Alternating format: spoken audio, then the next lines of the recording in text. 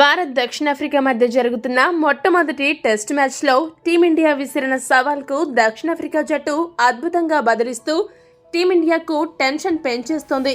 మొదటి ఇన్నింగ్స్లో భారత జట్టు కేవలం 245 పరుగులకు ఆల్అవుట్ కాగా బ్యాటింగ్ ఇన్నింగ్స్ ప్రారంభించిన దక్షిణాఫ్రికా జట్టు సూపర్ బ్యాటింగ్తో అదరగొట్టింది. ఇక మొదటి ఇన్నింగ్స్లో దక్షిణాఫ్రికా జట్టు ఆరంభం నుండి మొండి వైఖరితోనే బ్యాటింగ్ చేసింది.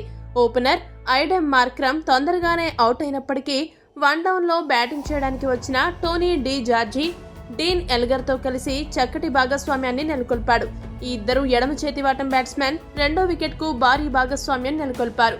వీరి భాగస్వామ్యం ప్రమాదకరంగా కనిపిస్తున్న తరుణంలో team India star batter Virat Kohli మైదానంలో చిన్న మ్యాజిక్ చేశాడు. ఇంగ్లాండ్ ఆటగాడు స్టూవర్ట్ బ్రాడ్ సహజంగా అలవరుచుకున్న బెయిల్ స్వాపింగ్ ను ఈ మ్యాచ్లో కోహ్లీ చేసి భారత జట్టు 2 వికెట్లు తీయడంలో కీలక పాత్ర పోషించాడు.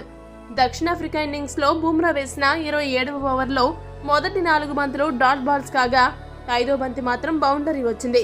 బుమ్రా ఆ తర్వాత బంతి వేసే గ్యాప్ లో విరాట్ కోహ్లీ స్ట్రైకర్స్ ఎండ్ లో వికెట్ పై ఉన్న బెయిల్స్ ను ఇటుది అటుగా మార్చాడు. దీంతో ఆ తర్వాత బంతికే టోనీ డి జార్జ్ స్లిప్ లో క్యాచ్ ఇచ్చి అవుట్ అయ్యాడు. దెబ్బకు రెండో వికెట్ కు నెలకొల్పిన 93 పరుగుల భాగస్వామ్యానికి అలా బ్రేక్ పడింది. అంతేకాదు ఆ తర్వాత క్రీజ్ లోకి వచ్చిన కిగన్ పీటర్సన్ కూడా వెనువెంటనే తన వికెట్ ను కోల్పోయాడు.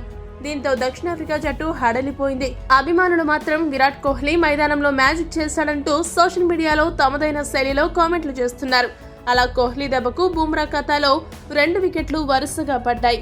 ఈ వీడియో కనుక మీకు నచ్చినట్లయితే లైక్, షేర్, కామెంట్ చేయండి. మరిన్ని స్పోర్ట్స్ అప్డేట్స్ కోసం మా ఛానల్ ను సబ్స్క్రైబ్ చేసుకోండి.